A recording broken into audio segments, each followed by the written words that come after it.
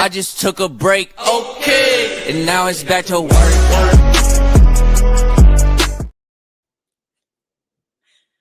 What is up? What is up? What is up, Michelle? How are you doing this day? I love that intro. I am doing great. I am so excited about tonight's episode, Arvin. I can't wait. Same. I'm gonna really miss our intro once this season / this series is over. Hopefully, maybe we'll bring it back in a couple months. It's just like a random surprise episode. Why don't we do that? Totally, Jenna can do that. She'll just pop it in one time, and you'll catch a beat on the way in. I love it. I'll be so down for that. For those of you guys tuning in, welcome. This is Unscripted Intelligence, a podcast that is focused on human intelligence, artificial intelligence, how they intersect, and how they impact everything from education to the workforce.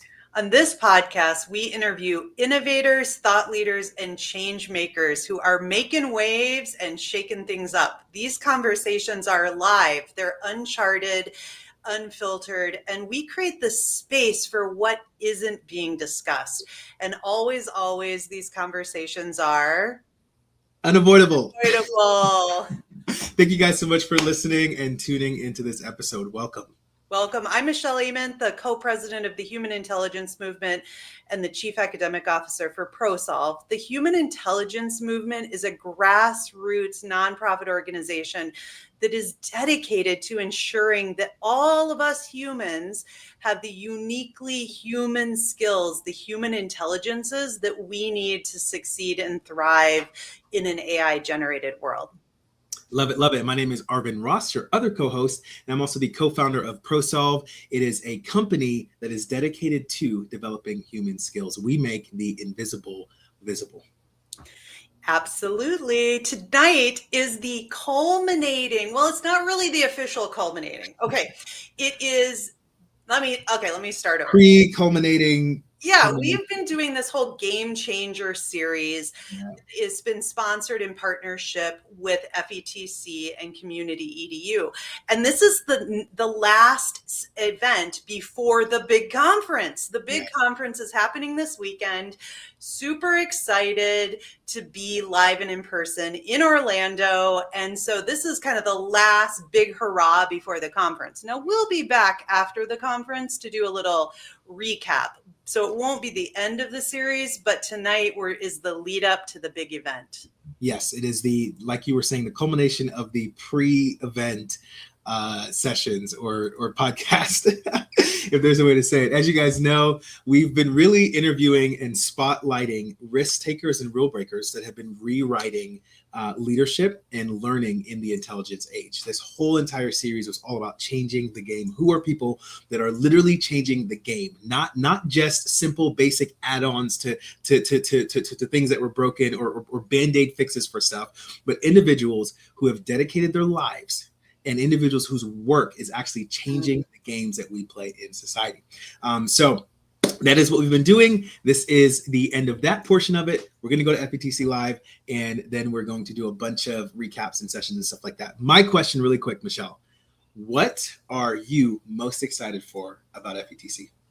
Well, it's super simple for me. I'm most excited for the people. I loved last year was the first time I went to FETC, and it's just like this big meetup all day, all night. And I went to some great sessions.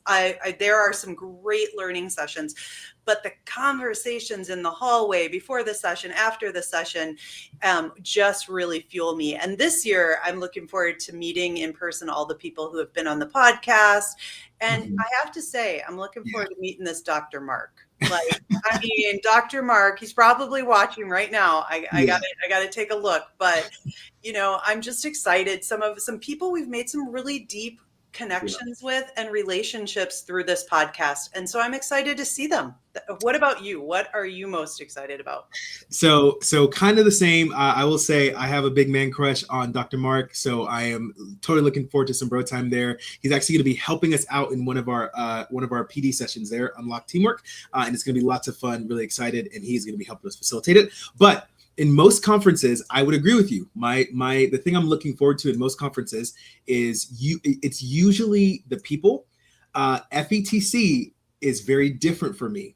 For me, it's the learning, the sessions, the content, the thought leaders. I'm getting goosebumps literally just talking about it. I don't oftentimes get to just absorb and soak in just really high level and high value thought leadership. And so, hey, Mark, he said, yeah, the most amazing part of FETC will be the human connections. You are ready. I love it. Let's see.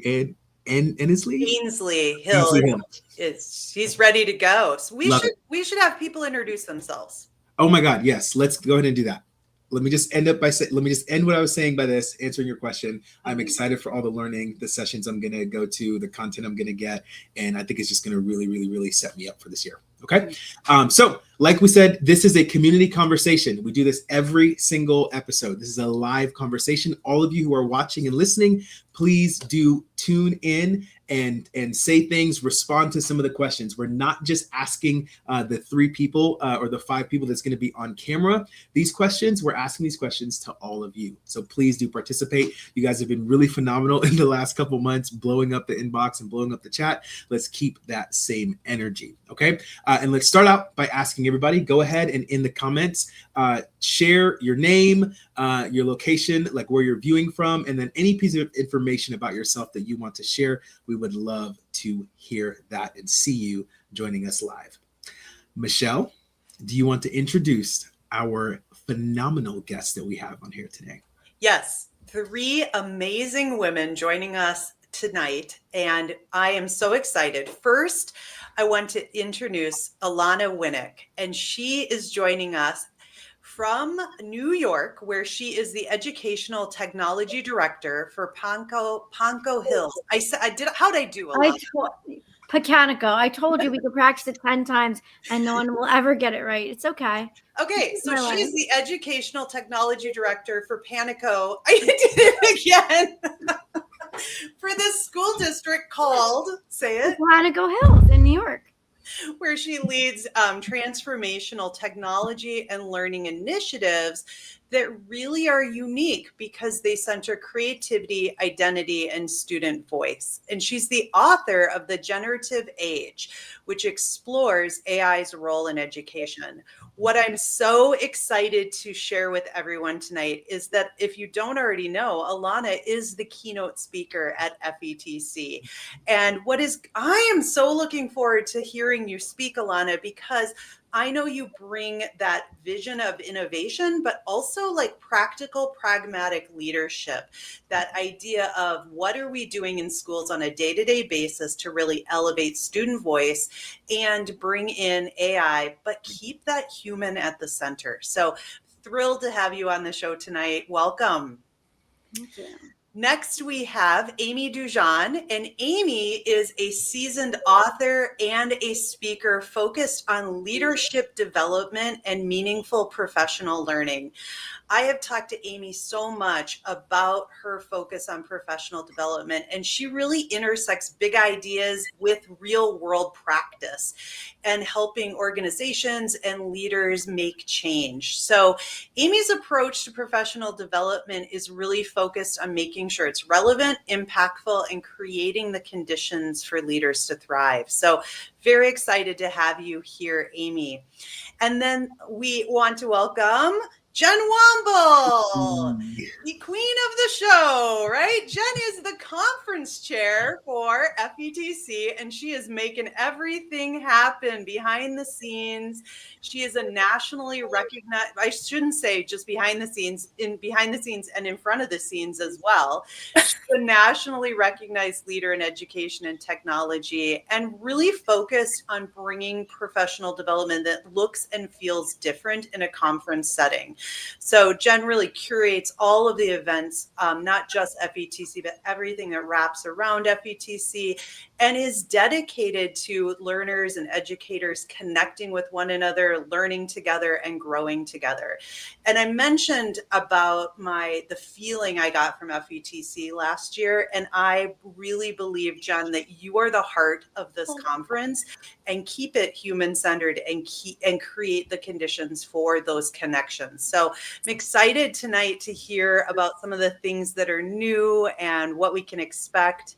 and just get pumped up and energized. So welcome, the three of you. Thank you so much for having us. We're excited. We have so much to share, so we better get to it. Yeah. Yeah.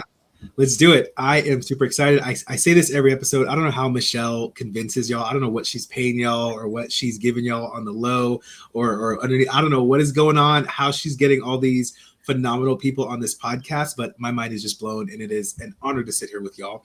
And I'm sure our guests feel the same. So thank you guys for taking the time to hop in here. Absolutely. So, first things first, game changers. You all are intense game changers. You are changing the game. Y'all are making leadership into something that it should have been from the get-go, but it has not been. And you all are making waves and shaking things up. So my first question to you is, what's one idea you've heard that makes you think, yeah, that's how leadership should be. That's how we should change the general understanding of leadership. What is one idea that you've heard that makes you go, yeah, that's it? Okay, I'm turning it over to Amy, because if you guys don't know, Amy runs Dolly, which is the District Leadership Institute. And so Amy of us spends the most time with superintendents. So I think that Amy really, I'm going to pass it over to her and let her really kind of speak, because we just had this, she just hosted an amazing event in December and had these districts of distinction. So I honestly think we should let her go first. I appreciate that. Like, I'm just sitting over here sifting through all the amazing interactions that we had in December, and just thinking about like the group of superintendents that we have coming to FETC and the things that are really, top of mind for them. I think one of the things that I've noticed over the last, at least really in the last year, right, is this shift of really opening up to voice and to hearing all the voices within the district, right? Like they're really focused on building like their community. So what are the needs of our students, listening to parents, listening to teachers and all of the stakeholders, finding ways to hold space for them so that as they're making their decisions or as they're rolling things out, like that it is truly a community-centered leadership approach. And I'm really seeing a lot of our leaders leaning into that, doing things like student superintendent councils, where they're bringing, monthly boards of students in and really listening to the voice of the kids and what can we do, and doing that like-mindedly, like with their business communities, their interfaith communities. So that is a shift, and not that they haven't done in the past, but I really see intentionality around that in leadership and the way that they are engaging their stakeholders and ensuring that, as an organization, as the leader at the helms, our superintendents, that they are driving forward, not only just with what they know what's best for students, but what that community really feels is best for students. Right. That's exactly what I was going to say. That I think, and Jen, you've come to visit my district, that's what I think I do that is a bit different than the other districts. Is my whole world revolves around students. Students are very much, Jen, you didn't even come to my office. You didn't even know my office, right? I didn't think you had one. Because I'm with kids all day. I'm a district leader that makes sure my office is right in the heart of where children are, and walking through the halls and knowing teachers and students' names and visiting classrooms. And I think if you're going to change the game, you have to understand what the game is. Yeah. Because if you are stuck in a district office and you're not in classrooms with teachers and students, then you can't change anything. Yeah, exactly. Yeah, I'm going to applaud what Alana Winnick's district does, is they actually invite the community in, and their school is the center of their community. I mean, down to the fitness room, right? And so the reality is bringing in community and having bigger, broader conversations, as our districts are facing really a lot of very difficult challenges right now. To have that community support and the connection with your community is more important than ever. So exactly what Amy's saying, building that community support. The reality is technology is unavoidable. So it is now coming to school. It is pervasive. So we need to be having deeper, richer conversations with our community and be with them in that space. So I really applaud the work Alana's doing to being in the mix, being involved deeper in the community. I think we're seeing that as a leadership trend across the country. For sure. Spot on. I know you were about to say something, Michelle, like 3 times. I'll let you go first, and then I'll add a little piece to this. Well, I was thinking a little bit about Dr. Amy Jackson when she talked about changing the game. Something that really stood out for me was that whole bringing in multiple voices and perspectives, but also she's not afraid to say, we're going to do things different than we always have. And there's something about her approach that is like sets the conditions that we're going to do it different. And I'm going to hear the voices of all of our stakeholders.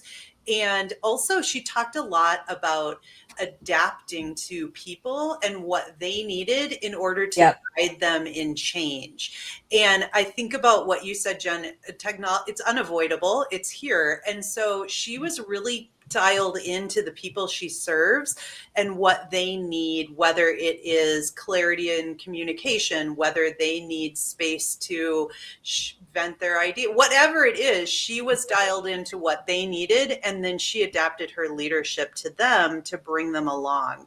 And I think that was a highlight for me of the people we talked to, a unique style of leadership that I don't always hear. Yeah, what I hear you guys saying, and I'm going to try to summarize this up in a second. When we're talking about changing the game and game changers, what I'm kind of hearing as a common thread between what all of you all are saying is that the way that you all are uniquely changing the game, and the thing that you've seen that is a change, is this idea of bringing in community and bringing in the voices of individuals who typically are probably not in these spaces. And so to me, that then immediately translates to the game that's being played or that has been being played is a game where one individual or a few individuals have all the authority, and their voices are the end all be all for what matters, and the people that they're serving, their voices don't typically matter. That's kind of what I'm getting from you guys, that the typical game that is played in a lot of these leadership roles, that's how it's played. Arvin, we're going from a single player to a multiplayer. So that's what we're doing. It's been this top-down kind of bureaucratic, but what's really happening now is there's multiple players and multiple layers. We're recognizing expertise across our district in different ways and leveraging expertise, because what we found out is unless we're vulnerable and know that we just don't know the answers, and we have to seek out other people's talents. And so now we're bringing new ideas to actually redesign. None of us and none of the people who are teachers were trained in teacher school with AI. It just didn't exist. So we all have to be adaptable and vulnerable and open ourselves up to a mindset of learning all the time, which is a redesign philosophy. And so as multiplayers, we need everybody. We need everybody to be on our team, right? So I think that's the shift you're seeing. But I think yes, I agree with everything you said, Jen, but I think even if you're saying I'm a little bit hesitant about AI, I might not be ready to go in the deep end yet. You can still just rethink teaching, learning, and assessment with tried and true things that we know work that have nothing to do with technology. And you could even talk about digital wellness and balance and not even use technology, but make more inquiry-based learning or project-based learning that may or may not have anything to do with AI, but might have to do with HI, right? So even it's just about rethinking teaching, learning, and assessment in a world with AI, but it might not even have to be the AI, right? Yeah. Oh my God. Now she got me going on that last statement in a word, because that's really what the human intelligence I know about is it is about how do you amplify your human intelligence, your human skills, regardless, because information is everywhere. So it's no longer about building your background, your knowledge of information. It's how you use that information. I think AI literacy is important. AI literacy is important. Let's just. Yeah, I would agree, Alana. I'm not hearing you say we shouldn't learn AI or we shouldn't have a focus on that, but it is deeper. I want to say, I gotta shout out Dr. Mark here. He says he loves this conversation. Traditionally in schools, it's common to hear we've always done it this way. and at its core, game changing requires the courage to think and act differently to better serve stakeholders. And I think that nailed it. Getting rid of that, we've always done it this way. Yeah, I think at the heart of it, and I'd not to be like punny here, but human intelligence is the game changer, right? Whether that's, the intelligence of all your different communities, like that's at the core of what's changing the game. Is like leaders are truly leaning into their stakeholders. So one of the things that this whole conversation is making me think of, and I might just be on a complete gamer tip right now, but that's just where this conversation is going. I'm kind of getting this picture of if we're actually talking about like leadership from the standpoint of a game. I love what Jennifer said about going from a single player game to a multiplayer game, right? And one of the things that you said is that we have multiple players and multiple layers. My question to you guys here, and to those of you who are watching, the old way that this leadership game has been played, where there's a single player, in my head, I'm seeing the goal from as that single player is they want to win the game, right? Whereas when we shift to more of a multiplayer game, right, and we're bringing up voices and elevating other people, it seems as though the end result will be that it's not just one person winning, i.e. that their career is getting advanced, but that now we're actually allowing other individuals to win, i.e. the students that we're leading, the individuals that are on our teams, we're raising people up. Does anybody want to speak to that, Alana? I just have a question to challenge you. What does winning the game mean? What does that mean? Does that mean you got a really good grade on your standardized assessment, or you got good grades on your SATs? Like, what does winning the game mean? I'm just posing a question. So Yeah, go ahead. I was going to say, that reminds me of when you guys had Dr. Rachel Edo-Echo on, and she talked about, because she's working with children mostly in the elementary age and doing some highly technical things, but they took a deep, hard look, and she was sharing how they took a hard look at what do students need to know in 2040. Yeah. So they looked at, we're going to develop this curriculum based on what students are going to need in the future, not on what the adults in the building have always done, not on what the leadership has done, but they refocus. And she did a really good job, I thought, of explaining this on your show, with what do students need in the future, which is different from anything that we have thought about before. It's a really different way of thinking, and make at the core what students need to know and be able to do constantly, our mission. And then that's where now we need AI literacy to protect them from scamming. We need AI. We need these things, and we can understand it from the lens of the student. Lana, I'm sorry I interrupted you. I didn't have an answer. I was just posing a question. Well, and Jason Blair brings up that the game of school is increasingly evident in the portrait of a graduate, profile of a graduate. I would agree. Schools adopt. And Jen, what you're saying makes me think of that he goes on to say that it's about figuring out what students need to know and be able to do. Now, what Jason, he pushes us here, because he's saying, oftentimes those things are more about branding than actually the student experience. It's more about that poster, what we aspire to, versus how we're actually going to reach that. And I thank you for bringing what Dr. Rachel set up, Jen, because Alana, to answer your question, I think that is what winning the game is. It's reimagining what school is so that students are prepared for a future that we don't even know what it looks like, but actually knowing that the destination that we are aiming for has evolved and changed, and we need to start reimagining and knowing and aiming towards that new destination in education, because what we have been doing is no longer valid, and it isn't winning the game to continue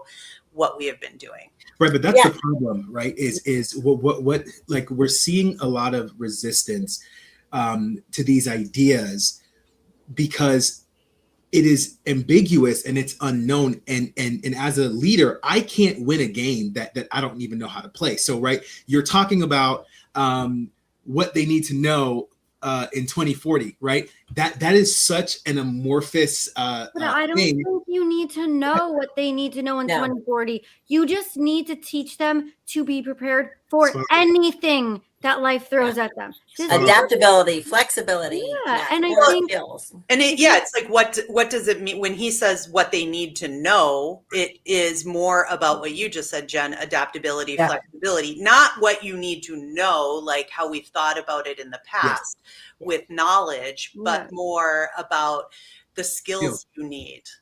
Skills and perspective and experience. I would say 100% that's what I would say constitutes, those skills, what it's going to take for a student to be successful in 20 years. But to your point, Alana, is, we have to collectively agree that is the game that needs to be won, not get them to memorize information so that all of my scores and grades look nice. Like, we have to collectively move that conversation, that like we have to move that forward, because if we don't, then it's easy for one person to win and 1,000 people to well, lose. I just love to ask people, like, I was gonna say the fake name, but I can't do it. What did you get on your SATs? Like, do you even know? Do you know what you got on your standardized test in 4th grade, 5th grade? Do you know? Like, you don't remember? Did it define who you became in life? Did it define, like, if you just ask a teacher that, or ask a leader that, that's my favorite question to ask. I am stealing that from you. I'm literally going to ask and anybody who I feel like might be a little haughty, I think I'm going to ask them that, just to knock them down a couple pegs. What did you get? Like, did it define who you are? Or do you even remember? Right. And Arvin, I think one of the issues with leaders being able to frame this question is that they haven't seen what this looks like. We're asking people in school districts across this country to do something that they've never seen, but yet we're trained in a model where we intern in a school where they've always done things a certain way. They've mimicked another model that they've always done. We're asking people now to do and learn things in a way that they've never seen before. And so until you've seen an example of what this looks like. So when you guys had Dr. Kim Abel on the show, and she talked about designing curriculum and pedagogy in an immersive world, the teachers that she hires have never seen that done before. So they're depending on their creativity, their adaptability, their flexibility. So that those things are really intricate. I'm going to tell you the most impressive thing when I went to Alana's school is that when she and her fellow teachers talk to the students, they give them lots of open-ended questions, and the students' level of metacognition, they could explain what they were doing. They understood what they were learning. They were explaining how to learn. So if we could just get kids to learn how to learn and explain what they're learning, that level of cognition and communication is so essential. And that's why those students are successful, because the teachers are helping them learn how to express what they've learned through metacognition. So we need other leaders to see those examples. And I think, like, in a world where AI could do your work for you in 3 seconds, you can't assess that end product anymore. And AI could become a tool, but you have to assess that learning process. And then it is a lot about reflection. Like, how did you use AI? What feedback or what pieces did you take from the AI? What did you not take and why? And helping them really think about their learning.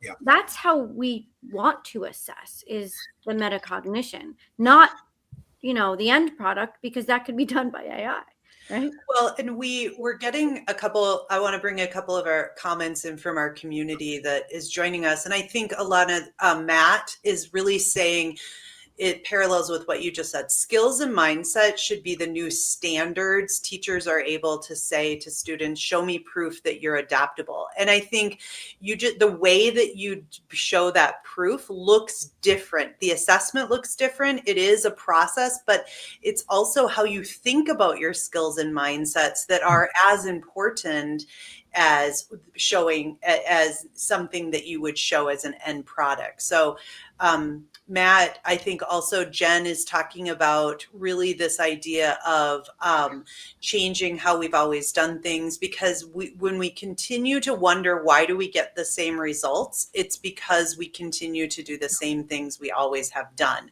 And I'm really intrigued, Alana, by what is happening at your school district that is that is developing metacognitive students to the level that Jen describes. And what I'm really excited about is you're bringing students like I saw their little faces, like they are coming to FETC. So yeah, I'm bringing a whole team. My superintendent's coming. My director of student support services is coming. I have my E&L teacher. I have a 3rd grade educator. I have 3 elementary schoolers and a high schooler, because I think, like, yes, you can come and hear my talk, but if you want to actually, like, I could talk the talk, but can I walk the walk? Come meet my whole team. Come learn from my whole team, and you'll see that it's actually really happening. And in the breakout sessions, I'm not really presenting. Like, the kids are. It's not me. I said to Jen, I said, yeah, Jen, I could join the panel. Like, I obviously want to be with my little elementary schoolers because I like love supporting them, but they got it. They don't need me. Like, they will crush their presentation without me in the room, and they will own it. And if you could summarize, like, in one sentence or 2 sentences, what is different about their classroom experience that makes this so?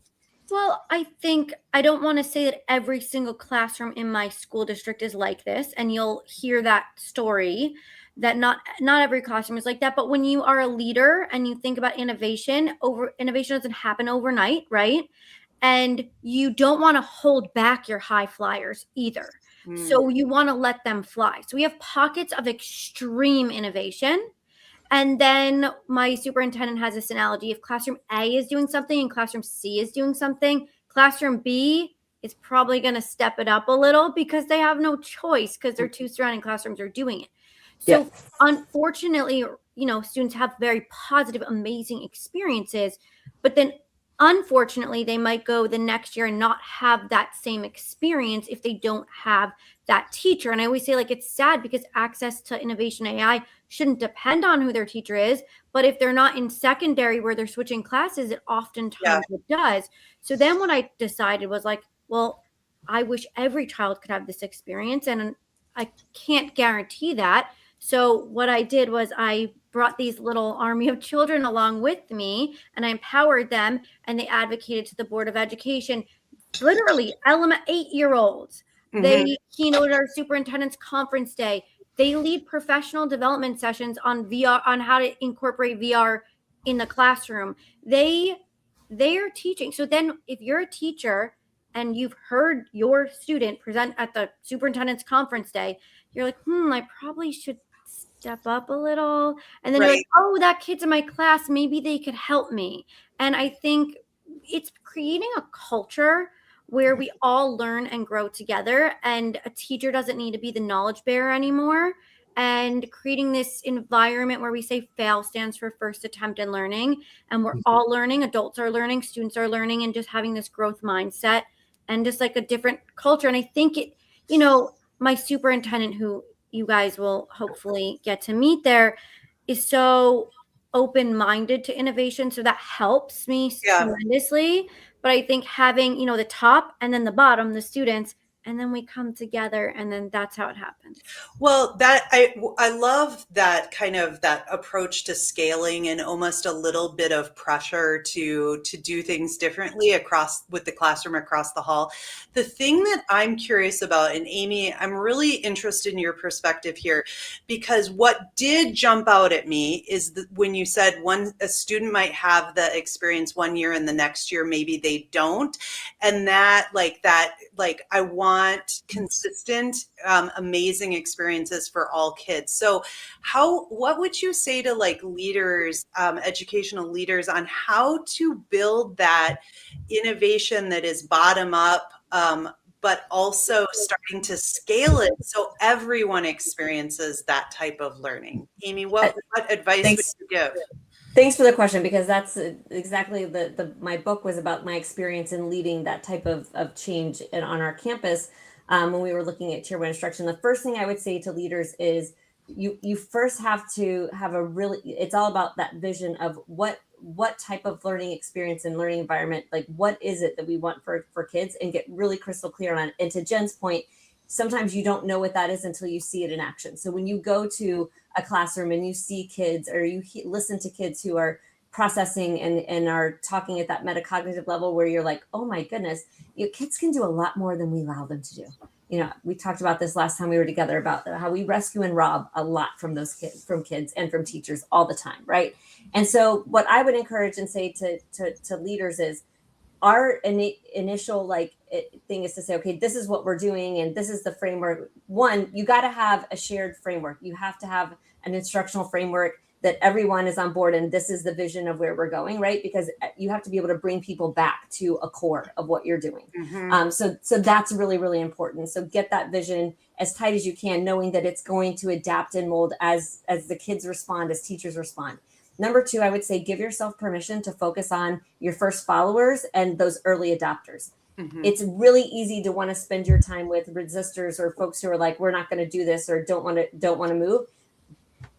To Alana's point, focus on those ones who are willing, because that energy becomes more contagious than trying to will the unwilling, right? So give yourself permission to spend your most valuable resource, which is your time and your energy, on the folks who are ready to run and to move, and let them help to bring that next movement on. And also know that it's not going to happen in a year. It's going to take a year, 2 years, 3 years, but be very intentional about student placement and progression and the way that you're exposing kids, so that you make sure that all kids are getting exposure and getting the opportunity to be in classrooms where that innovation is happening. And so one is give yourself grace and time. Two, but number one, get that vision, get that shared framework so that everyone's marching to the same beat, and at least you can pull them back to that, and you can show progress along the way. Something that I keyed in that shared framework, and Dr. George Valenzuela, I am really Jorge Yeah. Valenzuela. Right. So Dr. George talked about having that shared framework, that common language, and I think I'm hearing that, and he would echo that. Incredibly important. We may not know exactly how we're building the plane as it's flying, but when we have that blueprint, it helps us to get there. So I think we've talked a little bit, Arvin, about seeing things to help kind of picture, and I think it's time to talk a little bit about what we're going to see at FETC. Yes, the moment we have all been waiting for. As all of you know, we have been big time interviewing individuals and talking to individuals at FETC, and this is the culmination of that with these individuals here. I have just some questions that I want to really surface. What is it going to be like, and what is it going to feel at FETC? I know there's a lot of individuals who are watching online who have been there, who have been to FETC in the previous year. So please feel free to answer those as well from your own experience. And we'll kind of start off here on this call with this. What kind of learning experience do you feel like we're going to have, or we're going to experience at FETC? Buckle I'll up. take that. I'll start. Go, Jen. No, I was like, buckle up. Jen? Well, I'm going to say that my favorite thing of what you just said is that you said emotion and you said experience, because really learning is an experience. And so what we're really trying to do is to create an experience. So the same way that when I went to Alana's school, there's artwork on all the walls. There's an inciting environment with creativity. Kids are enabled and empowered to ask questions and be curious. And so we want adults, when they're coming to FETC, to be curious and to be creative and to feel like they belong. And just like those core traditional things in education that we know work in pedagogy, works in andragogy too. So we want our adult learners to feel like they belong. So hopefully that what they're going to feel is that they belong and they find their community. So we've designed the event in 8 tracks based by roles that people play to help them find community. So we host orientations. We have our content set up in tracks.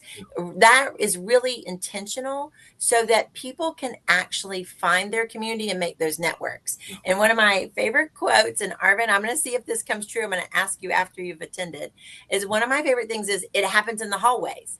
So the content, yes, we dig in and get the best content from around the country. We have people coming from, speakers are from all 49 states this year, 4 different countries. So we have people sharing practices. And the reason that they are selected is because they have something special where they are, and we want to bring it here, showcase it, and then scale it.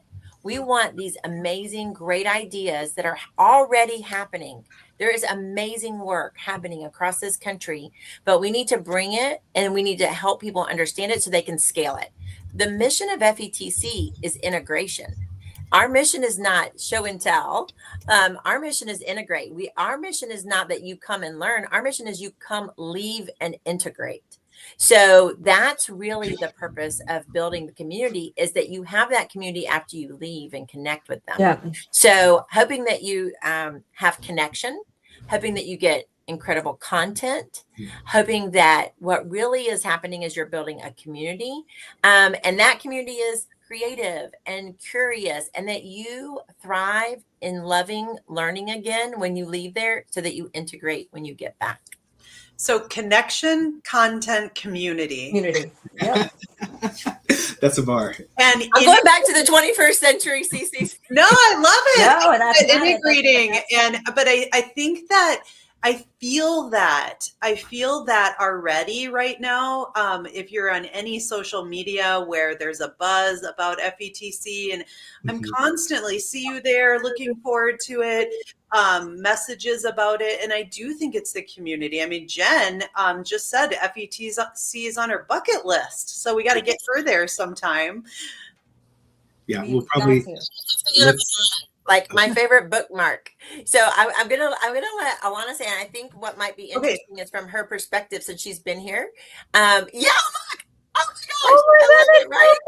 You're like, I can't Our believe students for innovation. Yeah, it's like right here, Alana. Oh my I God. know. I did new ones with my new headshot for FETC. Great. But Jen, I what were you saying you were going to have Alana do? Exactly. So I think one of the things that's interesting is that there's a lot of work that goes into selecting our speakers, and there are speakers, the CEO of BRIS, the head of education for OpenAI. So we've got big corporate partners who come to this event and choose to come to this event alongside 64 superintendents and then 84 classroom teachers.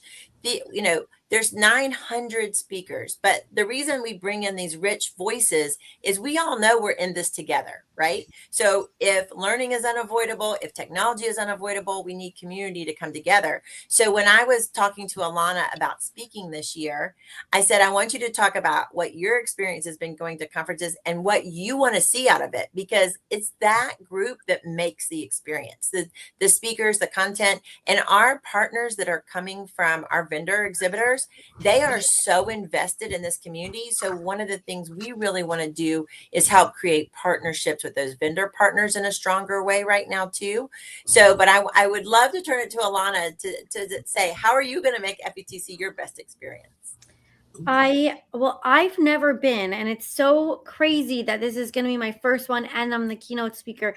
I'm really fortunate about that and super excited. But I think I am so excited that I'm bringing a whole team with me, because I think there's so many different lenses to see things through. And then when you come back together and you talk about the experience, you could have been sitting with your group and everyone could have taken something different out of even a conversation. So when I go to ISTE, I usually bring like maybe one teacher, but to bring an entire crew with me, I think I'm going to get so much more out of this conference than I've gotten out of any other conference I've been to as a practitioner. Just bringing literal elementary school students, an E&L teacher, a gen ed teacher, director of student support services, and a superintendent. Like, those are completely different lenses. So for me, it's just getting to wear so many different glasses at the same time. Yeah, and I think Amy might have a good view on this, because from a district leader, all the change we just talked about, it doesn't happen by yourself. So you've got to have your CAO, what's happening with curriculum, your CTO, what's happening with technology. And I think it would be interesting, Amy, if the guys and the ladies that you work with, are they talking about redesigning schools like in a vacuum? I'm trying to think how FETC can serve them.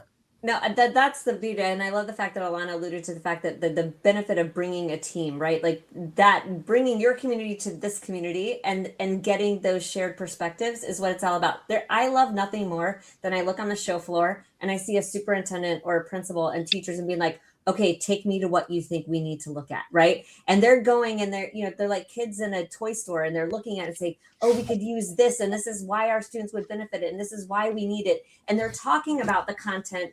One of the things, just the community EDU in general across all of our brands, that connection, the content in the community, that is the core of what we are trying to drive here, is that you may be a part of multiple facets of our community, but you come for the content, you stay for that community because it's the connections and all that you're making. So I would say what I'm seeing more and more is, when we have superintendents at a superintendent summit, they're like, man, I wish my CAO was here. I need my CIO here. We need to have this conversation, or let me call them and see. You don't have to do that at FETC, because when you're there together, you can make those strategic decisions. Right now is the most important time too. That is the beauty of when we do FETC. This is budget season. This is where we're making those strategic decisions. And so those districts are here. You bring them, let's make decisions that we can start making an impact sooner than waiting, a whole year to see the implementation. So that's what I love most about this community of learners too. I was thinking a lot about this No, I had too many C's. Content community, but connection, content community. Okay, here's what I want to share this story with you, Jen. You mentioned there's 900 speakers. So I'm a speaker. I have a session with Nisha, Nanda, and Samantha Gleaston. I also have couple sessions with Arvin. And here's the thing, the prep that I've been doing ahead of time and building the sessions with them. I joked the other day, if no one came to our session, it still would be worth it, because I have learned so much from all of these people. We have built amazing content. The journey to get to FETC has been part of the whole magic. Like, I hope everybody comes to our session, Arvin, but if nobody came, it still was worth the time you and I spent together developing it. Absolutely. Yeah. I agree more. And it would be really, really, really crazy to hear every other speaker kind of share their experience in prepping for FETC. I feel like that could be a whole series in itself. I love it. One of the things that I want to highlight, because we're probably going to skip Unavoidable Truth this episode, unless Jenna says otherwise. And if you hear that noise, then we'll know that's what it is. I feel like I can kind of summarize something that I'm kind of seeing from this whole conversation today. What I've kind of gathered, to put it in a few sentences, FETC is like a gathering ground for individuals who are, changing the game. And specifically what we're changing is the old model of the education game was we prepare students to memorize information, to regurgitate it on a test and then forget it, right? You guys hear me say that all the time. I'm sure you're probably so sick of hearing me say that. And in order to win that game, a leader has to simply play by the rules, has to complete the right objectives, which is student achievement, and this is what that looks like. What I hear from you four, and individuals in this community, is that these are individuals who are making this shift where we've realized that for students to win, it means that they learn skills and that they focus on things that they actually need in their life. Whereas it used to just be one individual winning the game, memorizing, having all the students and individuals memorize information and play by the rules. We're making that shift to what really matters, which is student actual success and achievement. And so to me, what I'm hearing FETC and what I'm excited about is you guys have somehow gathered 900 individuals who are doing that in different ways, in different levels, right? In different spaces that they're playing in, that are all achieving the same goal. And I think that is a magical thing that we're going to experience. Well, I think one of the things that you mentioned there also is that we have to role model what that looks like. Mm-hmm. So how are we actually changing the game? So at our event, we're personalizing content. You can pick from 7 different types of sessions that meet your learning style. We're giving you different ways to organize information. We take the day and we break it up so that during the lunchtime period, we don't offer content because we give you a lunch voucher. We want you to sit and have a conversation and reflect and use white space and think about what are the good strategies that we've learned today. We want you to share with other people. We want you to have social time, with just like we have playground time at school, but we want you to also have thinking time when you're in session. So we're trying to create an experience at FETC that role models what we hope the future of education really does look like. We're limited to a convention center building, but we're bringing in, don't you want to hear from these most exciting people? And sometimes I want a panel, and sometimes I want a lecture. Sometimes I want speed dating, and sometimes I want to get hands-on dirty in a lab. So we want people to feel curious so that they'll try things. And that's something that's really different because, you know, we've had immersive learning for a long time, but this year I've got a room with 19 sessions, and every person who walks in there, the entire session is in a headset. You are in the metaverse learning math. You are in the metaverse learning English. So until you've done that yourself, which I never did that, I wouldn't know how to do that, right?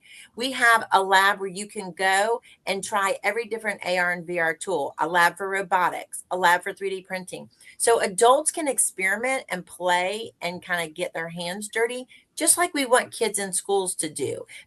Have that curiosity and that love of learning come back, so that is really a piece. The experience is the piece of it that's really intentional. We don't say just go to the exhibit hall. We create expo hall tours with flags and microphones and have people walk you around like you're touring France, but you're touring the expo hall. We're trying to create experiences that we hope schools are creating, and we go and learn from schools too. You know, what's working in schools? How can we personalize for attendees in a better way? So we have a little AI in our mobile app this year. So when people go in there and they put in their personal information, AI is in the background making recommendations for companies you might like to visit and people you might like to have meetings with. Yeah. So we are doing the same thing that schools are in trying to use those best practices to have everybody have a great learning experience. I love that. I love that. Like what other conferences are doing that? They're not. Well, we're trying to augment, right? Isn't AI here to augment and make us better and make us stronger and you know, really help us? So, you know, that I love our conversation at the beginning about mindset, because AI is a tool. It's part of your tool set, but it's not your mindset. We need a more open, creative, you know, mindset. And so that's really what we're trying to invoke at FETC. Now, listen, we're the largest gathering of education decision makers in the country. There are some deep, serious conversations in a time of a lot of challenges. And every one of us here can say this is the most challenging time education has faced in a long time. And it's unpredictable. It's not just unavoidable, it's unpredictable. Our leaders have a heavy load on them right now with finances, teacher shortages, mental health.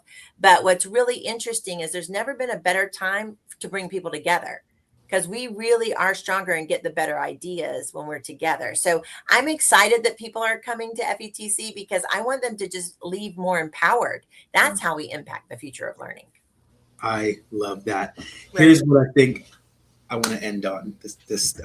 I feel like this will be. Maybe before you end, because you got a big moment. I got a couple community members. Oh, yeah, go for it. Shout out.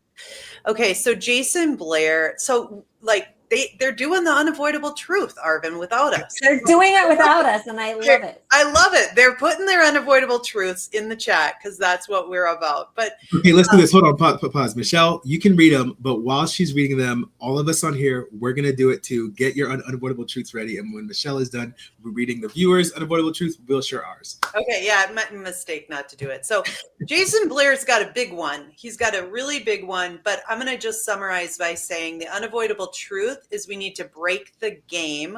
Learning is not a game, it's an experience that matters. And the goal should be about developing humans that will make our society better in whatever way that might look for each student. We've got for life. Yes. For life. We've got another unavoidable truth. FETC is going to be the greatest game-changing conference in history. Jen said the game is changing. AI is now a powerful player. And the question is, how do we level up using our human advantage to redefine the rules? Michelle, can I tell you something real quick? Yeah. I don't mean to interrupt. No. So we've been analyzing our attendees and their pre-conference selections. So today I went through to see what are the top 25 workshops already full, already have the most people in them. What are people most interested in? Does that match what we tried to design, a year ago? Is that coming to fruition? So of the top 25, somewhere in the description or title, the word AI is in 22 of them. Okay. Whether it's literacy, whether it's elementary, whether it's making policy, there's all forms, right? There's a lot of different forms, but the three that are not are about mental health, wellness, and taking care of people. So it really demonstrates to me that people understand that at the heart of what we're doing, we've got to focus on the human element. And then we also have to focus on understanding how we leverage AI after several years here, right? After several years. So what's really interesting to me is I love the insight that we're getting from the data. It's making us plan better. But also what you just read off is that the human element cannot be lost in this conversation. And even though we're a tech conference, we're hosting a brain gym where people come and learn effective strategies to help students with mental health issues. So that, we're taking that approach too. And it sounds like that's what you're hearing from your viewers too. Absolutely. I feel like that was the unavoidable truth, Arvin, there. I love it. I love it. But the people have made their requests, their demands known. So let's do a rapid fire unavoidable truth. I'll go first, and then I'll toss it to you, Amy, and then I'll toss it to Alana, and then Jennifer, and then Michelle. My unavoidable truth is one of, I just had it, and I was gone. Let me look at my notes. Does anybody else want to go first? I'll go. Sorry. I will say this. I think after this conversation, the unavoidable truth that surfaced is that our job isn't to predict the future. It's to build leadership and learning systems strong enough to adapt to it. That's a bar. That's a bar. Someone else go. I'm still trying to find mine. I thought we weren't doing it. Now I feel pressure that I have to think. You said we're not doing you don't it. have to think. Okay, just like what is coming up for you right now that is like something that you're like, wow, that is really insightful from this conversation, a big takeaway. I'll jump in while Alana's thinking. So I'm going to say one of the things that we pointed to is this focus on human and building adaptable, students that love to learn and know how to learn and understand their learning. For a long time, we thought that was, you have to go to college, you have to do a trade, you have to do this. I'll tell you that, we've been learning that the role of CTE is so embedded in technology now. We're going to have the world's first student performance drone team at FETC. They're performing a nighttime drone show on Monday night after our opening reception. And so they have programmed 500 nighttime drones that with code, it's all coding, right? 8 kids are coming from Boulder, Colorado. They have spent 60 hours with each of these devices, coding them in Python and Blender, and they're performing a nighttime show, better than any fireworks you've ever seen. And that just shows you when we let kids, we teach them a skill, we let them use their creativity. We don't have an expectation of what learning looks like, but the students are at the core of what we're doing, then that's an unavoidable truth. It's all about the students and the love of learning. First of all, that's amazing. I can't wait to see that. That's going to be amazing. My unavoidable truth that this is a new one, not a reason because I can't find my notes. What someone said in the chat somewhere, something related to the idea that like winning, actually, it was you, Alana. You asked the question, who's really winning, or what is winning mean? What does it look like? What does winning really mean? So the unavoidable truth that I would say is that I can pretty confidently say that until we can answer that question, or until a leader can answer that question, I don't think they should be a leader. Well, I'll say that unavoidable truth is probably like that the student should be able to answer that question for themselves, because I think a lot of times school is designed for students without students as a part of the conversation. Absolutely. When the reality is, when they graduate, right, I'm gonna use a game term. The kids all love Minecraft, right? There's different modes in Minecraft. There's survival mode, which is pretty dangerous. Yeah. And there's creative mode, right? We want to send them off into the real world in creative mode, not in survival mode, where they've already acquired all the skills and tools in their inventory and they're just pulling from it to build a future world. But they need to have everything in their inventory to be able to do that. And if we're just playing this game that's traditional, they're not going to be able to play the creative version of Minecraft when they graduate. Love that. For me, the unavoidable truth, that something that's really speaking to me is what you said, Jen, around the stats of your top 20 sessions, that there is a handful of them that has nothing to do with technology. And to just think that this is a technology, the Future of Education Technology Conference, and your top sessions are about the human, that really is sitting with me and speaking to me about what people's priorities are and what their focus is.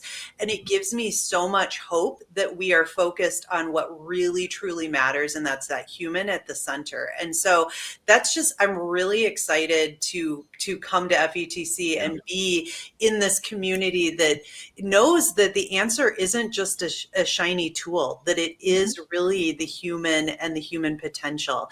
And so that's sitting with me tonight, is that need to really center human intelligence. So that's mine. I love it. I love it. I love it too. I love that people are excited to come. Like it's like my Christmas. Like it's like you've designed something, you've got everything is wrapped up and ready to go, and you just can't wait for everybody to get there and unwrap it and for it to be unfolded. But just like the holidays we all came off of, the best part is being together. So that's the piece that I hope people really take away, is it really is community. As much as we leverage AI, we're talking about AI is not your friend. Right? If people are your friends, and the network is your friends, and AI is a tool, just like immersive and just like other things. But I'm really excited that people want to be together, and that's really the essential piece. And to say that as a chair of a tech conference is probably a little edgy, but that really is the truth. You're going to see 430 companies. You're going to see brand new products. You're going to hear some very big announcements from some major players. Meta's got some announcements. Brisk has got some of these big companies have big announcements and brand new shiny tools that are going to make people excited. But at the end of the day, it's those relationships and the love of what you learned that's there, that we hope you leave and go integrate and make the future great in your district. I love it. I love it. I love it. Thank you guys so much. Really quick, Alana, can you share with our audience how they can follow you and keep up with your journey as you continue to do the work that you're doing? I'm on all social media at Alana Winnick, every single one. I guess the ones I use the most are like LinkedIn and Instagram now. I feel like no one's on X anymore, even though so those are the two I use most, but I'm on all of them. And I guess my website is alanawinnick.com. So it's pretty standard. I don't have any acronyms or anything. Gotcha. Love it. Love it. Love it. Amy, where can the audience follow you and keep up with your journey? Amy Dujon, at Amy Dujon on all of my socials. LinkedIn is probably one of the best ones. Also, I think I'm Dujon5 on X, and then, or on one of them. I don't know which one. Maybe that's Instagram. But for the most part, just type in my name. You'll find me. There's not a lot of us around. Love it. Love it. Love it. And Jennifer, where can the audience find you and keep up with your journey? Hi, friends. I'm Jen Womble. It's 3 days till FETC. Let's go. And I like Alana, LinkedIn has really become a professional community. We have a great FETC group there with, I think, 15,000 people sharing ideas. So, LinkedIn has become a really great place to learn ideas, to get research. I love how people are sharing articles and research there. And so, but I am on X. All the tech bros are there. That's where I get all my tech updates. So I do a lot on X. I am on Instagram too. That's, it's a little bit more fun. And listen, old school Facebook has a huge impact. A lot of our teacher friends, our classroom leaders are really there. And we want to give a shout out to those classroom leaders that are, no matter what conversation we're having about the the philosophy of education, they close the door every day and make the magic happen. So we treat them really well. We, open bars and lunchtime treats. We want to make sure our classroom leaders, and a lot of them are on Facebook. And so that's important to us too. So I'm Jen Womble everywhere. That's easy. I love it. I love it. And those of you guys who are viewing, all of their social media is actually just linked in the comments. So feel free to go over there and click to get directly to them. Those of you who are interested in continuing to watch the podcast, like all of you are, as you know, you can find us on Apple Podcasts, on Spotify, on LinkedIn Live, on YouTube. We even have a TikTok where we post funny little videos or funny little clips of some of the things that we're out here doing. There will be a lot of those in a week at FETC. So make sure to follow us on all of those places. Jenna, thank you so much for being the most amazing producer ever. Yes. Being in the background. Yes, being in the background and making all this stuff work is not an easy task. So we appreciate you so much. And for those of you who weren't here in the last couple weeks, you can actually sponsor this podcast now. You can become one of our sponsorship partners. So make sure to look in the chat for a link for how to do that and what that means. Okay. Michelle, can you tell us what is happening next week at FETC? So many things happening at FETC. So you will definitely, if you are going to be at the conference, check out the sessions that Arvin and I will be at. We would love to meet up with you. We have the meetup Monday night. We have 4 or 5 sessions we're doing, plus we're podcasting. And so if you aren't on our schedule, let us know and we'll slot you in. So that's what's happening live and in person. If you are not going to FETC, you can still join us on Tuesday, the 13th. We will be talking live in person, but live on LinkedIn with Dr. Mark from 12:15 to 12:45. So join that live conversation, that live conversation. And then next Thursday, we're recapping it all with a special episode with just Arvin and I to tell about all the amazing things that happened. So that's what you can expect next week. Yes. Awesome. Yes. Thank you guys so much for tuning in today. We are a little bit over, but people are still here commenting and hopping in here with us. So that's good. Thank you guys for joining. We will catch you all live next week at FETC. You guys have a great afternoon. Thanks, everybody. Thank you. See you in a few days. Yeah. See ya.